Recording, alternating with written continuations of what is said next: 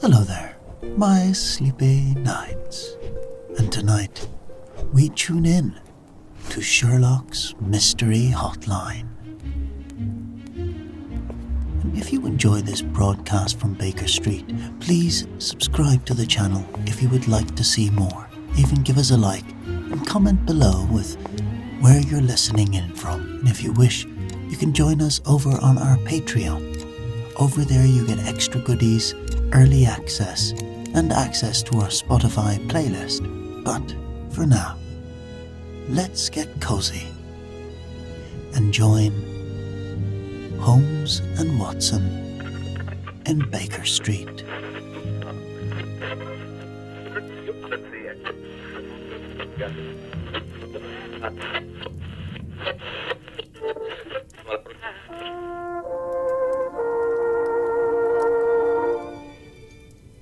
Well, good evening, London. Good evening to all our listeners across the home counties and beyond. This is Dr. John Watson speaking to you live from Baker Street on this crisp autumn evening. Welcome to what we hope will be the first of many broadcasts, the Baker Street Radio Hour. For those unfamiliar with this address, I have the distinct privilege, some might say burden, of sharing these lodgings with Mr. Sherlock Holmes, consulting detective. For those who have followed my published accounts over the years, you'll know that Mr. Holmes possesses a rather unique mind. And it is Mr. Holmes's particular genius that brings us to this wireless experiment tonight. No. Genius is overstating the matter considerably, Watson. An experiment is certainly accurate, though I suspect it will provide a failed one within the hour. Ladies and gentlemen, Mr. Sherlock Holmes, ever the optimist. I am a realist, Watson. You've dragged me to this contraption with promises of fascinating mysteries and challenges worthy of my attention. I predict we shall receive precisely what wireless broadcasting deserves. An avalanche of triviality masquerading as mystery. Well then, Holmes, it's fortunate you agreed to give it one evening at least, isn't it? Now, to whoever is out there listening, the concept is quite simple. If you have a mystery that requires solving, a genuine puzzle that has you baffled, you may telephone us here at Baker Street.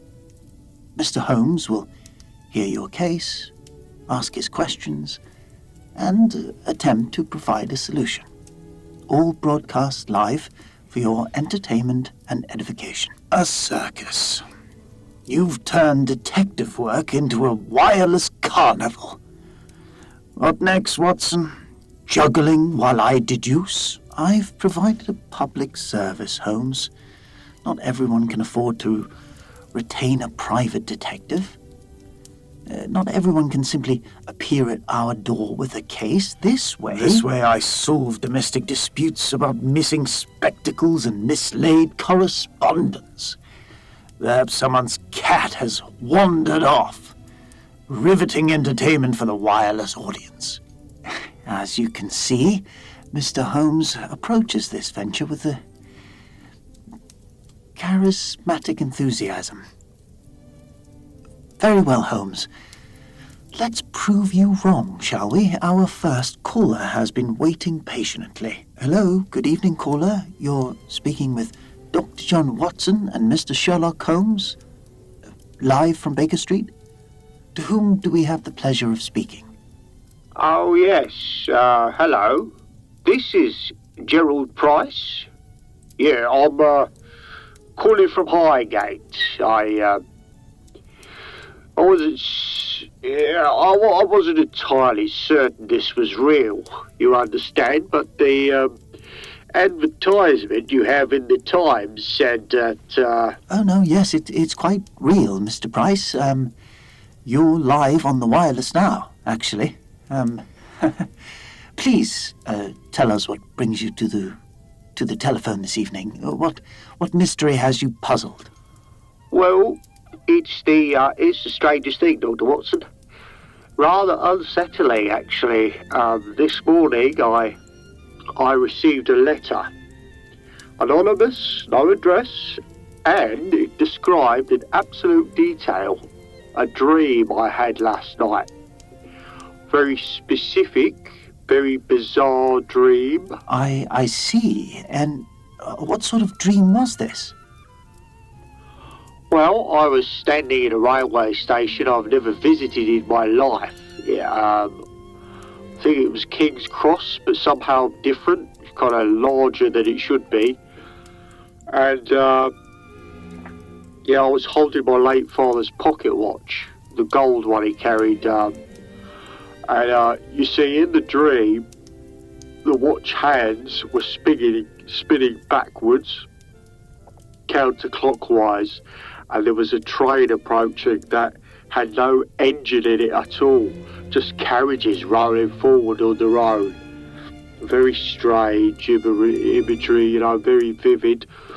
I woke up quite disturbed by it all, actually, and I told absolutely no one about this dream, not a soul.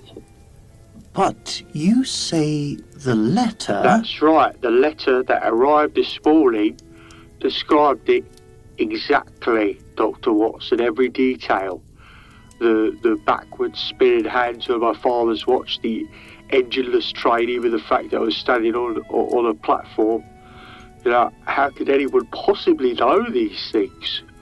I live a very quiet life, Dr. Watson. I'm not a spiritualist or giving into supernatural beliefs, but this one has left me quite shaken. It is, is someone reading my thoughts, perhaps? Well, that is indeed peculiar, Mr. Price. Understandably unsettling. Now, if you could describe when you received the letter and perhaps read us the relevant passage. Give me a moment, Watson. Do you live alone, Mr. Price? I do. No, Mr. Holmes. I live with my wife, Margaret, and our young daughter, Emily. She's 7 years old, but I don't see what that has to do with the... And your bedroom, Mr. Price? Is it on the ground floor or an upper floor of your house? It's the upper floor. First floor overlooking the back garden. We have a rather nice view over the trees, but I truly don't understand what Holmes, for heaven's sake, do you talk in your sleep, Mr. Price? Do I what? Do you talk in your sleep? Yeah, actually, my wife says that all the time. Your wife heard you describe the dream in considerable detail during the night, found it amusing or peculiar, and sent you a letter this morning as a surprise. Probably thought it would be a harmless joke between married couples. Ask her directly when you return home this evening. She'll confess immediately. Good day to you, sir. Holmes, what are you... What... Holmes... Well, there you have it, ladies and gentlemen. That is Sherlock Holmes. Holmes, you can't possibly... You can't possibly be certain of that from such limited... The letter required advanced preparation. Someone composed it, addressed the envelope, posted it yesterday evening or overnight. No stranger could know those details. He mentioned an upper floor bedroom. Only someone lying beside him would catch a dream described aloud at night. He said he told absolutely no one, meaning no conscious memory of speaking. Elementary sleep-talking, my dear Watson. His wife heard him narrate the whole thing, found it amusing and wrote a letter, a bit of harmless domestic theatrics. Tedious problem, really. That may, well... be the truth, Holmes, but the man was genuinely frightened. He rang us in good faith, and he received an accurate answer in good time. He'll be relieved when he gets home and she confesses with some embarrassment. Probably laugh about it together. That is precisely what I predicted. Domestic trivialities dressed up as mysteries. Oh, what a waste of time. My sincere apologies, listeners, for Mr. Holmes's efficiency and his rudeness. The next caller will be more substantial, Holmes. I'm certain of it. People don't telephone a detective about nothing. Well, I remain entirely unconvinced, Watson. But very well. Proceed with your little wireless carnival if you must. I shall endure another quarter hour before declaring this experiment the abject failure I predicted from the outset. We have another caller. Yes, if we can put the next one through, please. Thank you. Hello, good evening, caller. You're speaking with Dr. Watson and Mr. Sherlock Holmes. Please don't be put off by Mr. Holmes's rather abrupt handling of our previous caller. He's, well, he has his methods. How may we help you this evening? Dr. Watson? Oh, how very good of you to take my call. I do hope I'm not imposing. My name is Dorothy Pemberton. I'm calling from Chelsea. Cadogan Square, actually. Not at all, Mrs. Pemberton. Not an imposition in the slightest. Please, tell us what's troubling you. Well, it's my pearls, Dr. Watson. My late husband's family pearls. Oh, they vanished from my bedroom, and I simply cannot understand how it's possible. They've disappeared into thin air. I see. These pearls, are they valuable? Oh, yes, very much so. Considerable value, and both monetary and sentimental. They've been in the Pemberton family for 3 generations. Passed down through the women. My husband's grandmother wore them, then his mother, and George, my late husband. He insisted I have them when we married. He died 6 months ago. Heart trouble. The doctors said there was nothing to be done. The pearls were his mother's before they were mine, and they meant a great deal to him. I'm very sorry for your loss, Mrs. Pemberton. 6 months is not very long at all. Now tell me, where were the pearls kept? In my bedroom. In a locked jewelry box on my dresser. A lovely mahogany box that George gave me on our 10th anniversary. The lock is quite secure. He had it, specially fitted.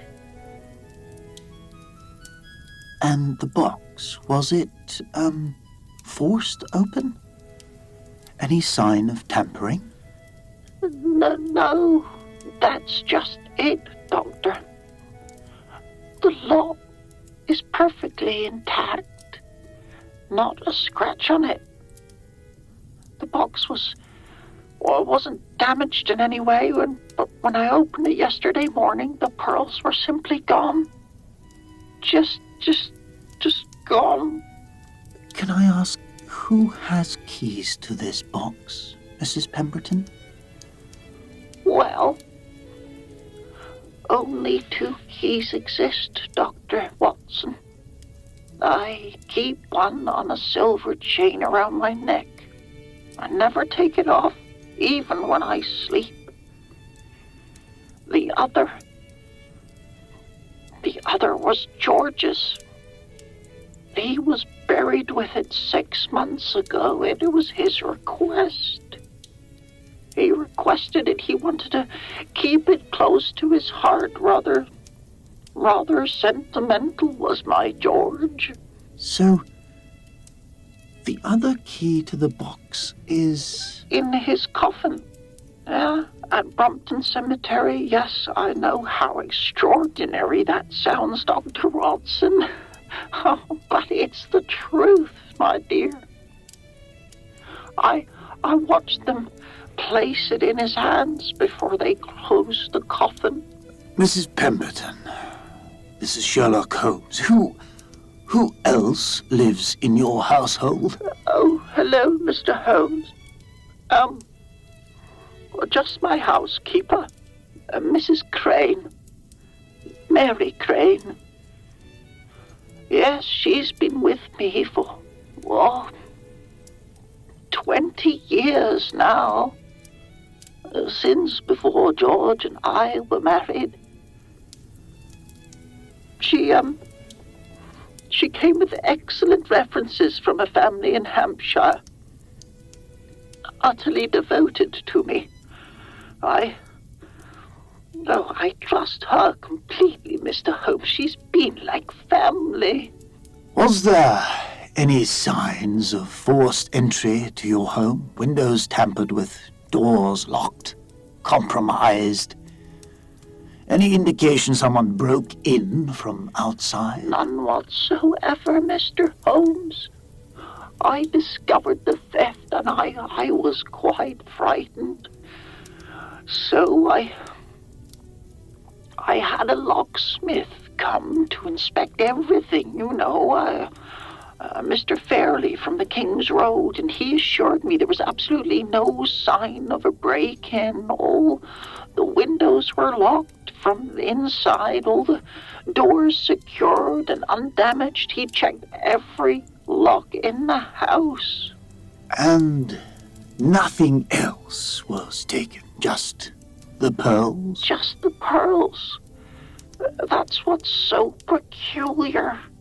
There are other valuables in the house. A silver tea service. We've got, what else have we got?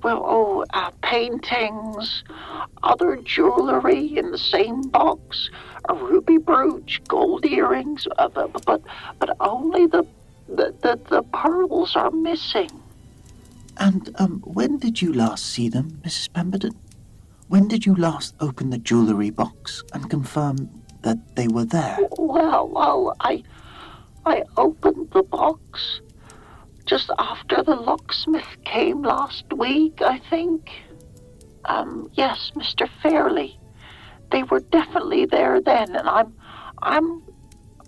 I'm certain I saw them clearly. I'm sorry, the locksmith. You had a locksmith visit? You mentioned he came after the theft, but... Oh, no, forgive me, I'm confusing things. Mr. Fairley came twice. Once last week for a different matter, and then again after I discovered the pearls were missing. Last week I locked myself out of my bedroom. The door lock jammed, and Mrs. Crane telephoned for a locksmith. Mr. Fairley, he was fairly efficient about it. And you're certain the pearls were in the jewellery box when he left? After he'd repaired your bedroom lock? Oh, yes, I checked immediately afterward. I was worried about, having a stranger in my bedroom. The pearls were definitely there. I saw them. I saw them quite clearly. Mrs. Pemberton, do you keep birds? Pets of any kind? Yes, I did. My dear little canary. Pip. Such a lovely little voice. He sang every single morning without fail. He used to wake me up at sunrise with the most beautiful songs. But he died a fortnight ago. He just stopped singing one morning, and by afternoon he was gone. Mrs. Crane was very kind about it. She knew how much Pip meant to me, and she buried him in the garden by the roses, even put up a little wooden marker with his name on it. She was very patient with me through it all, though I could tell it cost her something somehow. She's been a little distracted lately, you know, not quite herself. I put it down to the season, but he was my companion after George died. You remember that quite clearly. 2 weeks ago, Pip dying? Yes, Mr. Holmes. Oh, I remember that quite clearly and distinctively. Yeah, it was a Tuesday. The weather was overcast and threatening rain. I cried most of the afternoon. Mrs. Crane made me tea with honey and sat with me in a parlor for hours. And she was very understanding. And the locksmith visiting to repair your bedroom lock, was that before Pip died or after? Well, I don't... It should be after, shouldn't it? Because I remember being upset about Pip when... Or was it before the bird died? I can't place the two events in the right order, Doctor.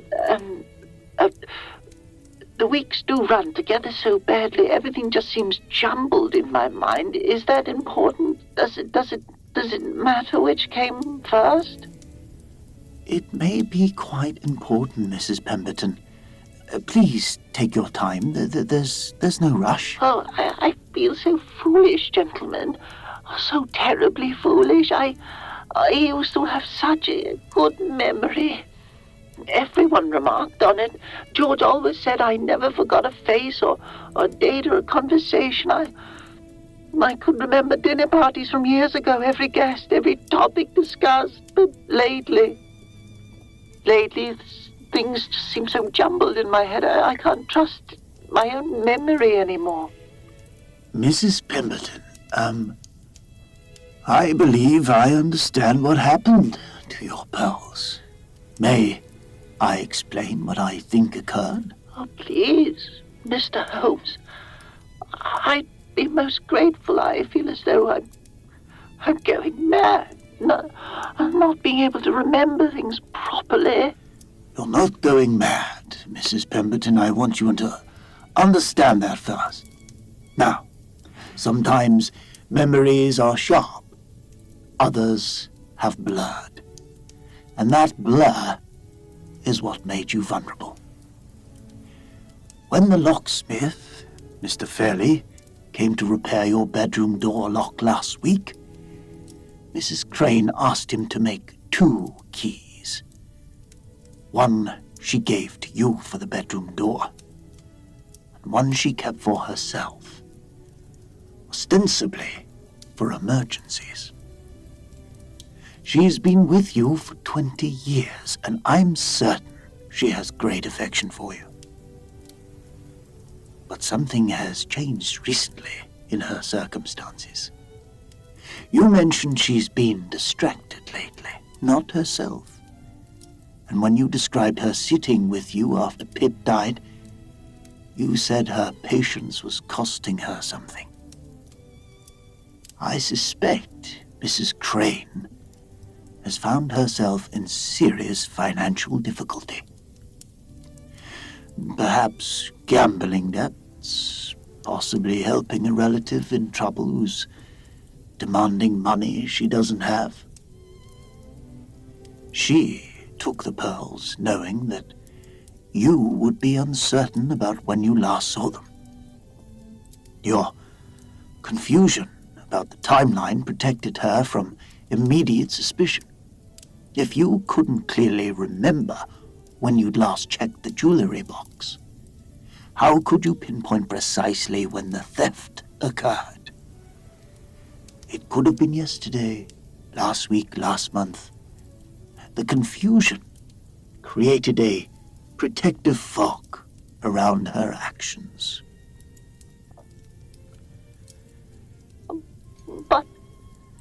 But she's been with me for 20 years, Mr. Holmes.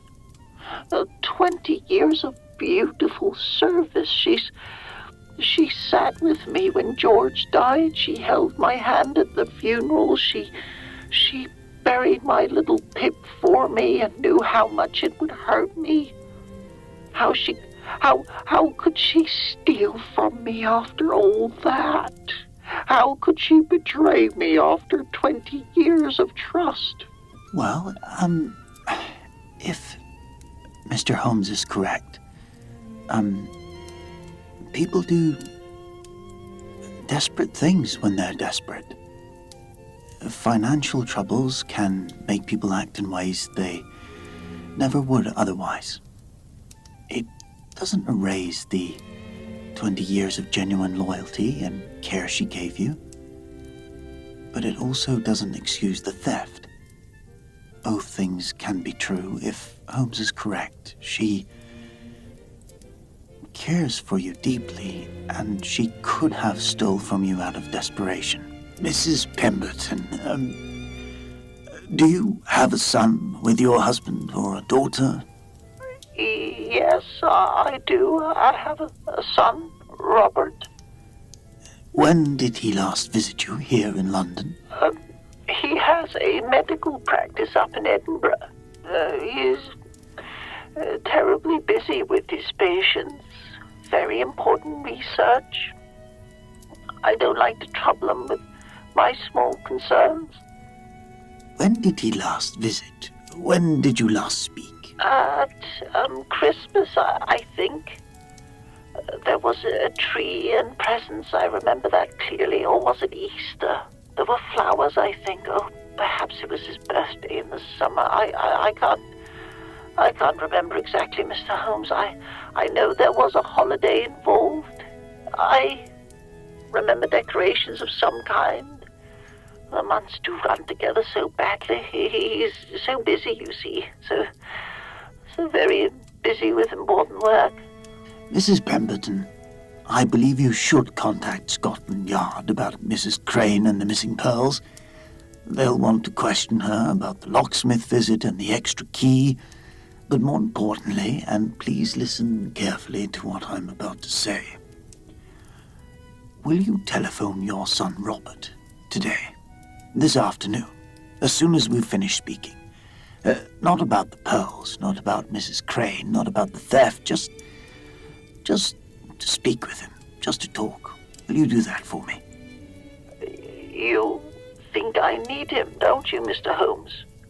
You think I need a family close by? Huh? You think I shouldn't be alone right now, just with Mrs. Crane for company?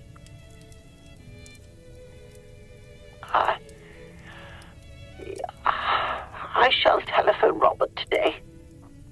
As soon as we're done speaking, I'll ask him to visit. Thank you for being so kind about it, Mr. Holmes, and thank you for everything. I really do hope you're wrong about Mrs. Crane, though. You've done nothing wrong, Mrs. Pemberton. Contact the police about the pearls. And please telephone your son. Promise me. I promise. Thank you. Good evening.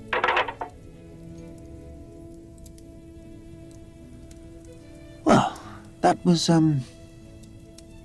very well handled, Holmes. Very gentle with her. The facts were evident, Watson. Her confusion about the timeline, her isolation, Mrs. Crane's unusual behavior, recently simple deduction from contradictory statements. Not very interesting. Well, you were kind to her. Genuinely compassionate. That's not just simple deduction, Holmes. Don't sentimentalize it, Watson. Mrs. Crane took deliberate advantage of her employer's deteriorating memory and isolation. The pearls are honestly the very least of Mrs. Pemberton's troubles. She needs her family around her, not jewelry. It's far more important than recovering stolen property. Well, not every mystery is going to be about the pearls, Holmes. I'm simply practical, Watson. Nothing more. That was almost a mystery, I'll admit. Not sleep-talking nonsense or domestic trivia. An actual theft with some clever method to it. I'll grant you that much credit for this wireless venture. Well, high praise indeed from Sherlock Holmes. Shall we take another caller? If we must, though I doubt we'll find another case as interesting as that one. Okay, let's put the next caller through, please. Hello, good evening. You're speaking with Dr. Watson and Mr. Sherlock Holmes. Live from Baker Street. How may we help you this evening? Hello, Dr. Watson. Yes, I wasn't sure if this was legitimate or some elaborate hoax, but I heard your advertisement, and my name is James Hartley. I work as a senior clerk at Lloyd's Bank in the city. Something strange has happened, and I'm genuinely worried it might be connected to my work, to bank security. Well, take your time, Mr. Hartley. What's occurred? Well, 3 weeks ago, I lent my overcoat to a colleague at the bank. Peter Filch, a good fellow, decent chap. We've worked together for 2 years now. He was caught in a downpour without an umbrella or coat, and completely soaked through to the skin. I offered him my coat to get home. Neighborly gesture, you understand. He returned it 2 weeks ago, thanked me profusely, very apologetic about the trouble, about the whole ordeal. I've been wearing it regularly since then without any problems. I see. And what's the difficulty? Yesterday morning, I saw a man wearing my exact coat on the underground platform at Victoria Station. I'm sorry. Your exact coat, you say? Yes, I'm absolutely certain of it, Mr. Holmes. It's very distinctive, a checked pattern that's quite old-fashioned. It was my father's coat originally, and he wore it for years, and I had it tailored down to fit me after he passed away 5 years ago. And there's a small tear near the left pocket, about 2 inches long. And I've never bothered repairing it. My mother replaced all the original buttons with unusual tortoise shell ones when I was at university. It's not a coat you'd see duplicated anywhere. Well, perhaps it was simply similar, the same pattern or color? No, Dr. Watson, I saw the tear. I saw the tortoise shell buttons catching the light. It was my coat. I was 10 feet away on the platform and I recognized it immediately. And here's what's troubling me. My coat is currently hanging in my flat in Pimlico. My landlady confirmed it this morning. So, how can a stranger be wearing an identical coat? Can you describe exactly what happened when you saw this man yesterday morning? What did you do? Well, I approached him. I wasn't aggressive about it. I simply walked up behind him, placed my hand on his shoulder, not roughly, just to get his attention, and I said, "Excuse me, sir, but that's my coat you're wearing." He turned around, looked absolutely terrified, genuine terror in his eyes. Mr. Holmes, he wrenched his arm free and bolted, ran straight through the ticket barriers without looking back and disappeared into the street outside. I tried to follow him, but I lost him in the crowd on Victoria Street. Terrified, you said, not angry or... Genuine fear, Dr. Watson. Not the reaction of an innocent man, surely. His face went completely white, as though I'd accused him of murder rather than wearing a coat. That's what worries me most. I work at a bank, gentlemen. We deal with sensitive financial information, confidential client accounts, large transfers of money. Is someone impersonating me? Creating a false identity using my appearance? Have I been followed and studied? Could this be connected to my work at Lloyd's? I have several questions for you, Mr. Hartley. First, describe Peter Filch's build compared to yours. Taller, shorter, heavier? Well, Peter, he's broader than me, by quite a bit, heavier build, probably 2 stone heavier, maybe 3, shorter than me by a few inches as well. I'm 6'1". Peter's maybe 5'9" or 10, stockier fellow. Why does that matter? When Peter Finch returned your coat to you 2 weeks ago, did you inspect it immediately upon receipt? Or did you simply hang it in your wardrobe at home? I hung it up straight away, I suppose. I may have glanced at it briefly to make sure it wasn't damaged or stained, but I didn't examine it closely or carefully. It looked perfectly fine. Why would I inspect carefully? I trusted Peter. It was just a coat loan between colleagues. And what was the weather like that day you lent him the coat? You mentioned a downpour. Oh, it was dreadful, Mr. Holmes. Torrential. The streets in the city were flooding, standing, water everywhere.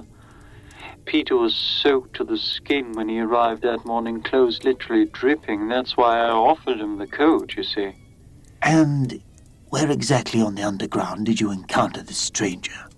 You said Victoria Station. Which platform, specifically? Which line? I can't remember which line. Southbound platform toward Elephant and Castle. The morning rush, around 8:30, quite crowded with commuters. That's partly why I lost him when he ran. There was too many people in the way. You said you grabbed his shoulder, and he looked terrified.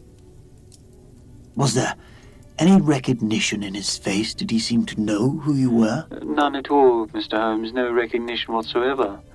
And just pure panic, like a cornered animal that sees a predator.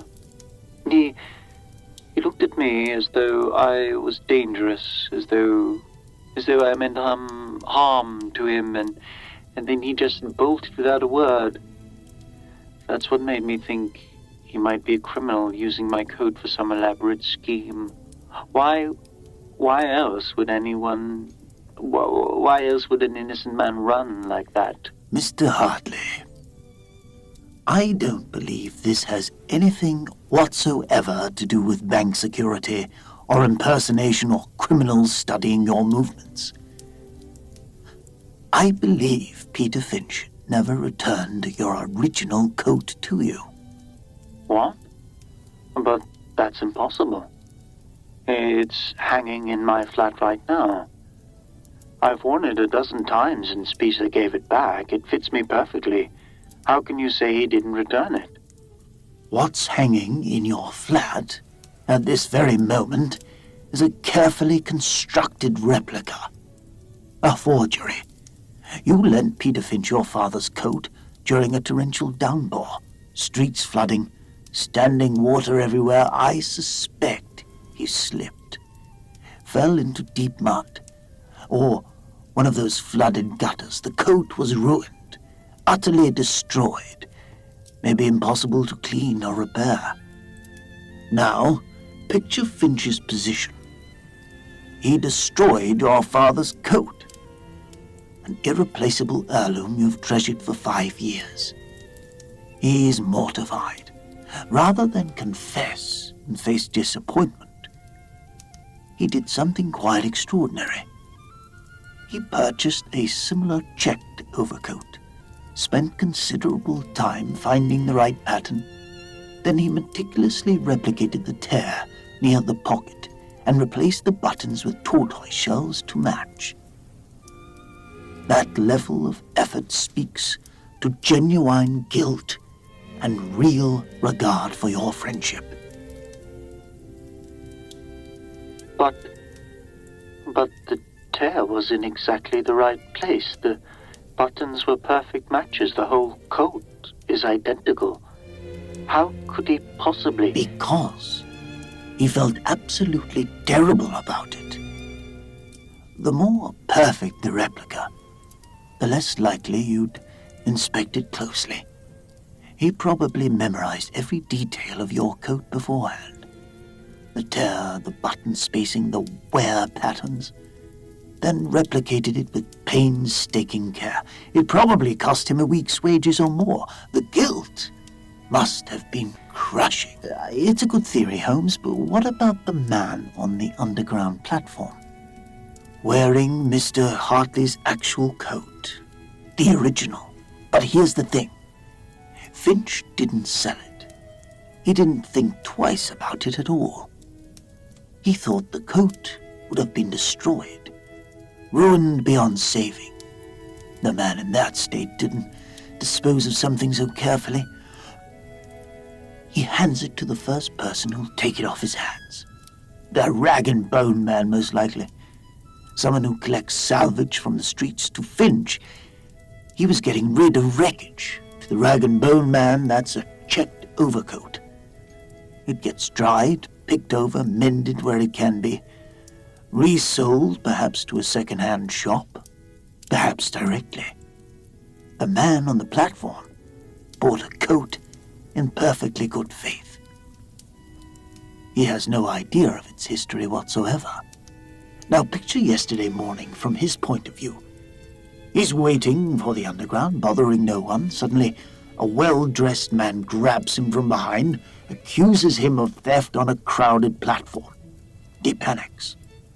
Not because he stole anything, because he thinks he's about to get arrested by someone who looks pretty official. He fled in terror because he was frightened of you, Mr. Hartley, not because he was guilty of anything at all. My God. Poor Peter. He must have been living in absolute terror these past 2 weeks that I discovered the substitution. Every time I wore the coat to work, he must have been dreading that I'd noticed something was different. Precisely. He's probably been watching you anxiously, terrified that you'd examine the coat more closely and discover it was the original. And should I confront him about this? I mean, if what you say is true, what do I even say? A private conversation, not with anger, with curiosity. I would simply tell him you've worked it out. I would suspect he would confess immediately.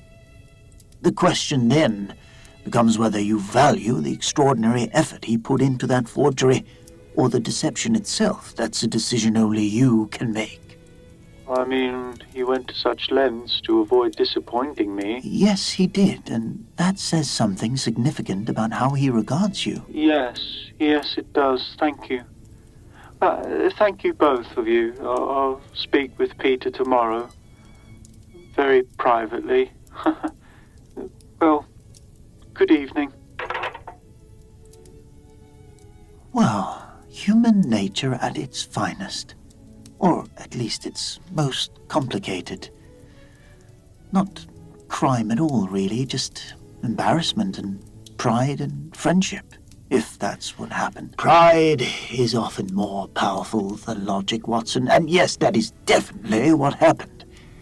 Finch simply couldn't bear to admit failure. The forgery is rather impressive, actually. Genuine attention to detail. He'd make quite a decent criminal if he ever turned to it. You're genuinely enjoying this now, aren't you? Admit it. This caller presented a puzzle with some merit. The human element was actually quite interesting. The psychology of why someone would create such an elaborate deception rather than simply confessing. Well, high praise twice in one evening. Listeners, you're witnessing history. Mr. Sherlock Holmes is actually enjoying a wireless broadcast. Don't put your luck, Watson. 2 interesting cases out of 3 isn't a terrible ratio, but it's hardly conclusive proof that this venture will succeed long term. Okay, well, shall we take one more caller? I believe we have time for another case before we must conclude for this evening. Very well, though I doubt we'll match that coat substitution case for clever psychology and human nature. Okay, let's connect with the final caller. Good evening, caller. You're speaking with Dr. Watson and Mr. Sherlock Holmes, and this is our final case for this evening. How may we help you? Hello, Dr. Watson, Mr. Holmes. My name is Edward Ashford. I'm calling from Wickham Hall in Surrey, near Guildford. I serve as personal secretary to Sir Harold Wickham, the industrialist. Or rather, I should say, I served him. Sir Harold was found dead in his locked study this morning. Murdered. Shot through the heart. The local police from Guildford, well, they're utterly baffled. They've never seen anything like it. Murdered?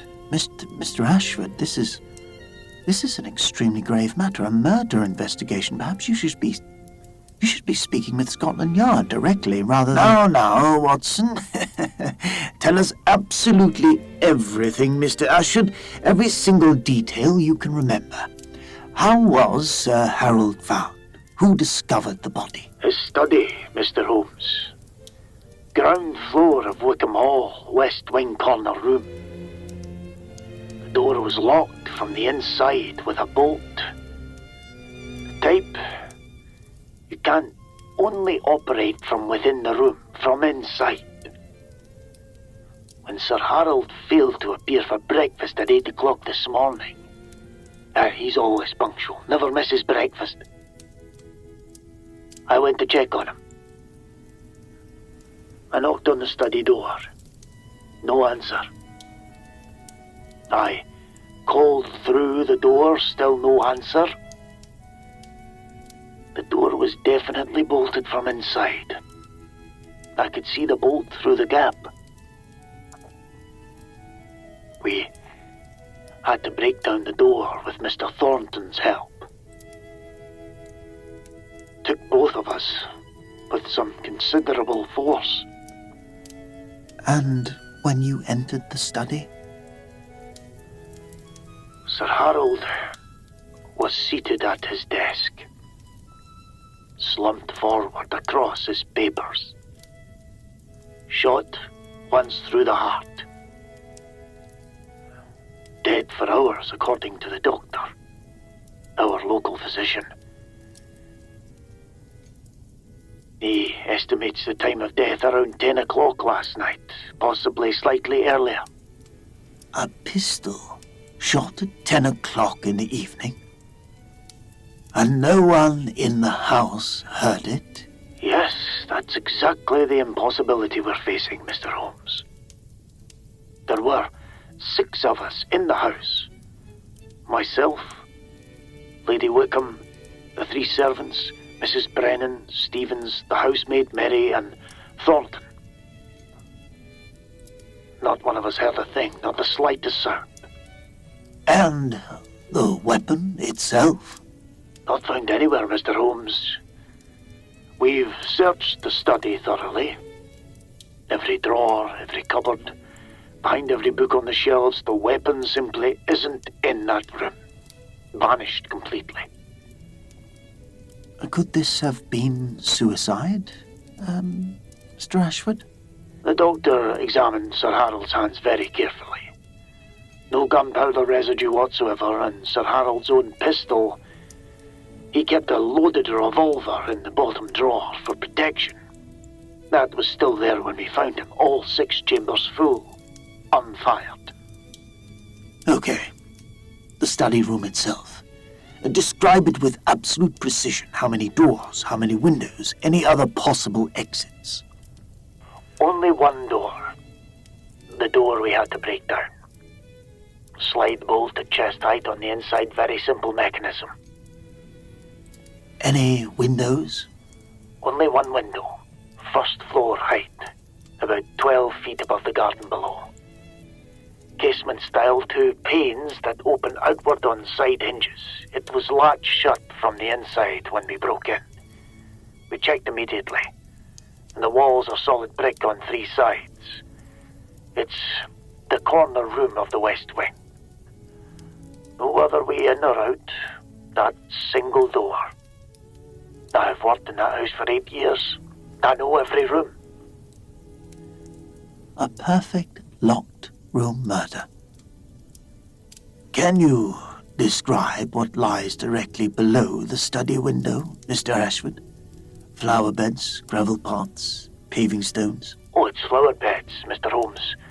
Recently turned soil, actually. Our gardener, old Thomas, had been working on those beds earlier in the week, preparing them for winter planting. You know, bulbs for spring, I believe. The nice soft soil. The bolt on the door. You said simple slide mechanism. How long is the bolt when fully extended across? Perhaps 8 or 9 inches when fully across, I'd say. Standard brass bolt, nothing unusual or complicated about it. When you and Mr. Thornton broke down this door this morning, was the bolt fully engaged across, or only partially? Fully across, Mr. Holmes, all the way. That's why we had to use such force to break down the door. The bolt was completely engaged in its socket. Was there a fire burning in the fireplace that evening? No fire, Mr. Holmes. Sir Harold absolutely detested stuffy rooms. Hated them with a passion. He kept the study quite cold deliberately. Even in winter he insisted on it, said he thought more clearly in the cold. Never lit the fire except on the absolute coldest days. Where precisely was Sir Harold's body positioned when you found him? He was seated in his desk chair facing the window, slumped forward across his papers. The bullet wound was in his chest, directly over his heart.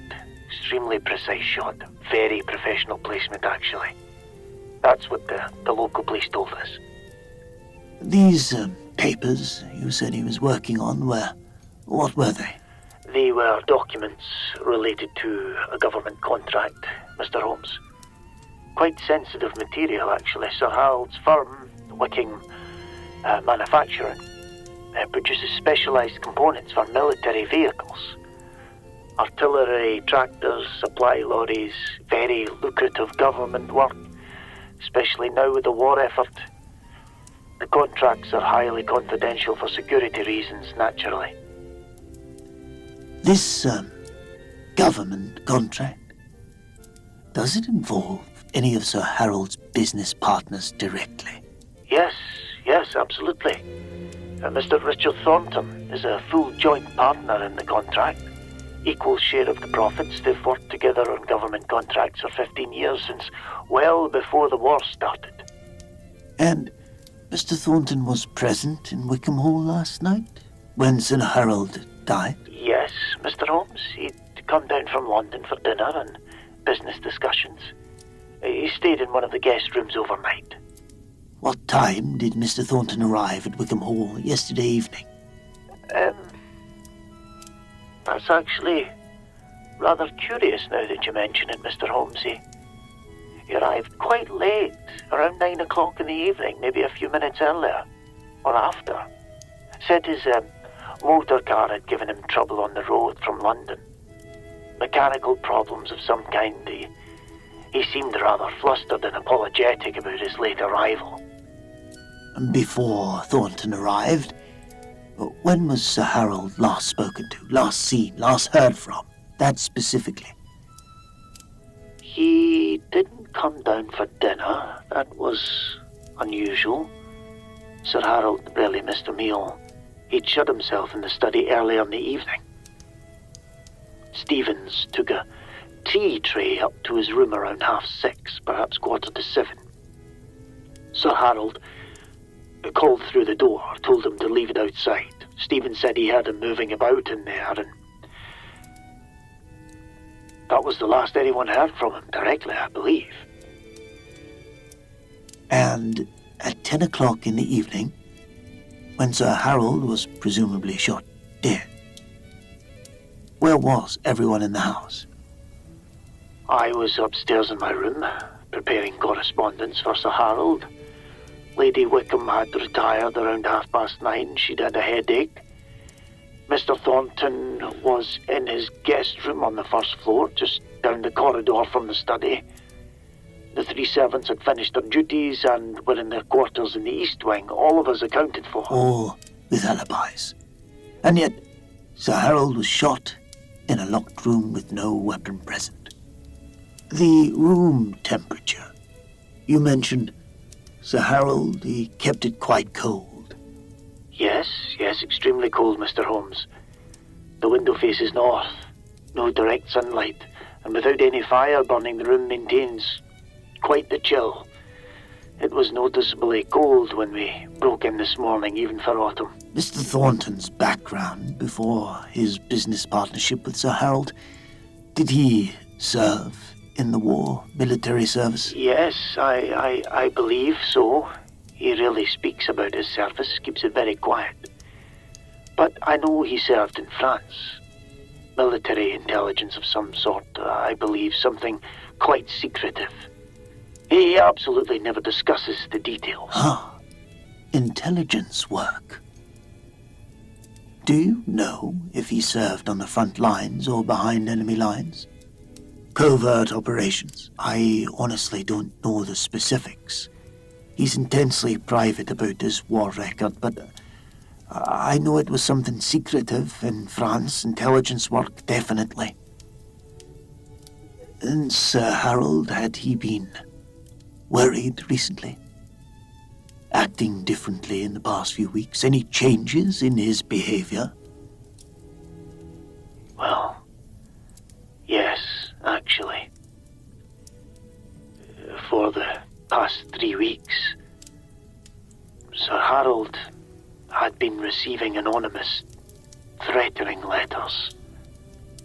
No return address. He refused to contact the police, insisted they were from some disgruntled former employee.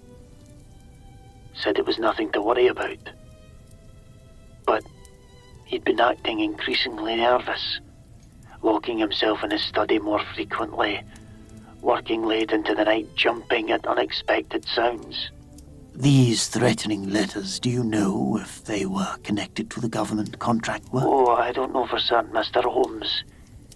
Sir Harold didn't confide in me about the specific contents of those letters, but I do know that he'd mentioned something else recently. There were discrepancies in the contract accounts, financial irregularities he'd discovered. He was planning to meet with government auditors this week to review all the books thoroughly. A complete audit of the contract finances. I see. And these irregularities in the accounts, would they have involved Mr. Thornton's portion of the contract work? Why, yes. Yes, Mr. Holmes. The discrepancies were specifically in Thornton's submitted invoices and material costs. Sir Harold had mentioned it just 2 days ago. He was quite concerned. Said the numbers didn't add up properly. My God, you don't think... You can't possibly think Thornton... Mr. Ashford, before I explain what I believe happened in the study, I need you to answer one question for me. This morning, when you broke into the room, the flower beds beneath the study window, were they disturbed at all? Any impressions in the soil, anything that looked out of place? Actually, yes. Yes, now that you mention it. I noticed it this morning, but thought nothing of it at the time. There were deep impressions in the soil, side by side. I just assumed old Thomas had been kneeling in there when he worked on the bulbs, but they were quite deep. Deeper than you'd expect from someone kneeling, and they were... yeah. I'm pretty sure there were scuff marks on the windowsills. Faint scratches on the stone. And now that you mention it, 2 of the bulbs Thomas had put in, they were crushed. Snapped clean through right in the middle of the bed. I thought he must have stepped on them. I didn't think anything of it at the time. Your employer, Sir Harold Wickham, was, I believe, murdered by Richard Thornton. This was not an impossible crime. It was merely a simple, ingenious one. Here is precisely how I believe it was accomplished. First, the time of death is completely wrong.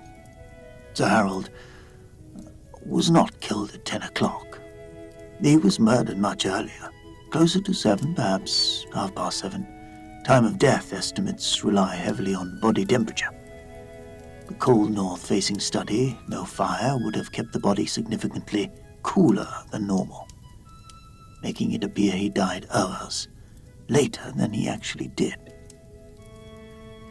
Stevens heard Sir Harold moving about in that study at 7:15. That's the last confirmed sign of life. The cold did the rest, kept the body temperature low enough that the doctor placed the death hours later than it actually occurred.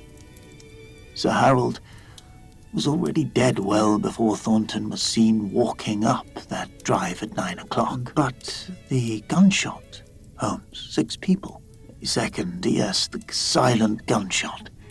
Thornton did certain work in France during the war. Kind of work men don't speak about afterwards. Men who did that work learned to make a gunshot disappear, a muffled report, a device to deaden sound. Not something you'd find in any shop, but something a man of Thornton's background would know exactly how to construct or procure. And the locked room then? Third, the locked room. Thornton arrives early, around 7. Sir Harold confronts him about the accounting irregularities. Perhaps Thornton tried to negotiate to buy time. When that failed, one precise shot to the heart. Military training. Then the escape? Yes. With Sir Harold dead, Thornton walks to the door and slides the bolt across. He's still inside the room. There's nothing complicated about it. The door is now locked from within. And he crosses to the window, opens the casement, and climbs through. The study is on the ground floor, but the window is elevated. Those flower beds you mentioned, Mr. Ashford, recently turned soil soft from Thomas's work on the bulbs. A 12-foot drop into yielding earth, manageable for a man accustomed to field work. And those heel impressions you noticed this morning, exactly what such a landing would produce. Crushed bulbs confirm it. Someone landed with considerable force directly onto Thomas's careful planting. But, Mr. Holmes, if he went out the window, how did he secure it behind him? Yes, and that, Mr. Ashford, is the one detail I cannot fully explain from here in Baker Street.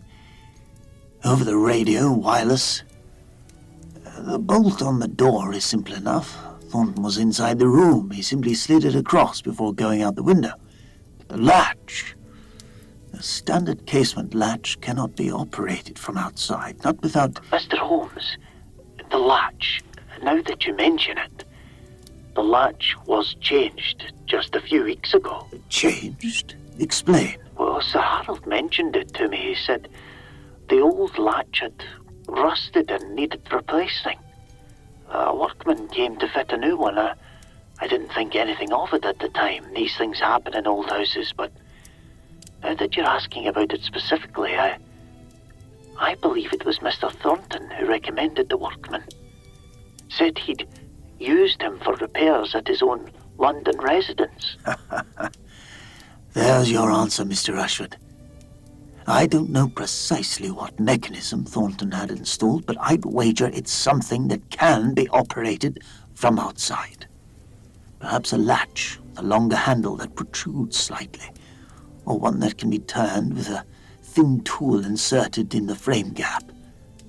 Scratches on your windowsill aren't just from Thornton climbing out, they're from him manipulating the new latch from the wrong side. That would require weeks of planning, Holmes. Yes, this was no crime of passion, Watson. Thornton knew the audit was coming. He had time to prepare. He arranged for a new latch to be fitted, one that he could operate from outside.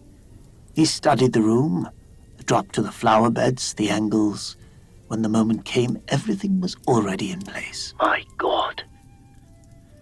He's been planning this for weeks, sitting across from Sir Harold at dinner, discussing business, all the while knowing you intended to... Have you police examine the latch immediately, Mr. Ashford?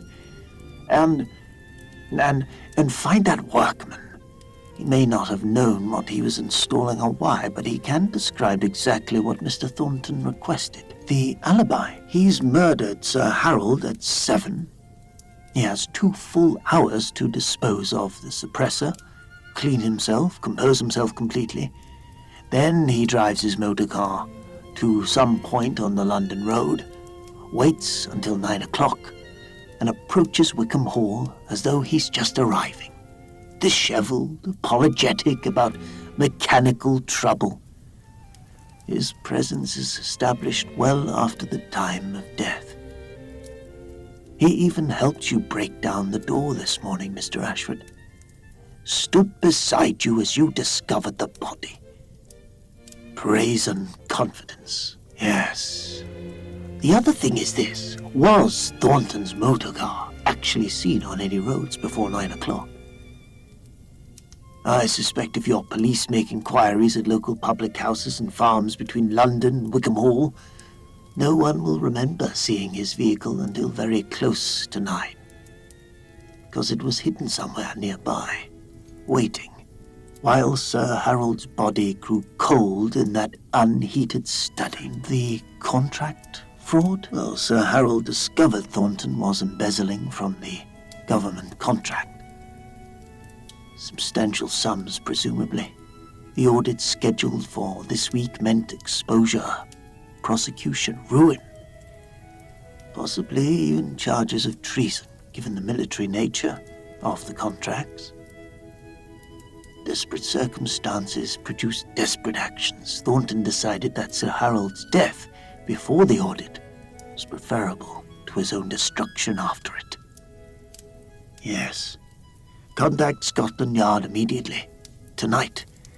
They'll want to examine that window latch and the soil beneath it before the rain disturbs it.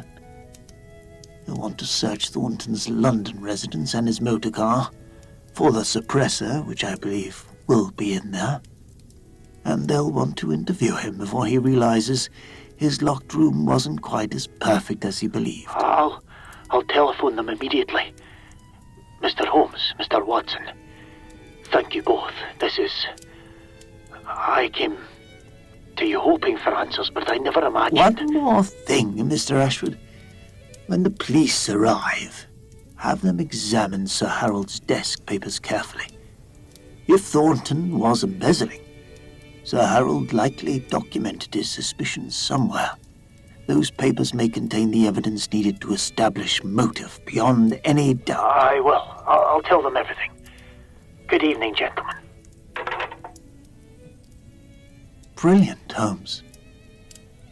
Absolutely brilliant. Mechanics and psychology, Watson. Once you see the pieces, they arrange themselves. You reconstructed an entire murder from a telephone conversation, and you had him confirm it live in front of everyone listening. Well, there seemed to be a lot of evidence. So, the wireless isn't entirely without merit? I suppose if we receive one genuine mystery per broadcast, something that requires actual analysis rather than simple observation, it's marginally worthwhile. I'll take that as enthusiasm. Don't push your luck, Watson. Well, ladies and gentlemen, that concludes our first broadcast from Baker Street. We began with a husband's secret, stumbled into a stolen inheritance and a woman's quiet courage, untangled a friendship built on a beautiful lie, and ended with a murderer who thought he'd committed the perfect crime. I'd say that's a rather full evening, wouldn't you? The telephone system is inefficient. We should screen callers. No more sleep-talking or missing spectacles. Well, you heard it. Mr. Holmes has his standards. Next week, same time, same frequency. And if you have a mystery worthy of Mr. Holmes's attention, please get in touch with better screening procedures. This has been the Baker Street Radio Hour. On behalf of Mr. Holmes and myself, good evening, London. Stay curious, though perhaps not about domestic plumbing. Yes. Good evening, everyone, and good night.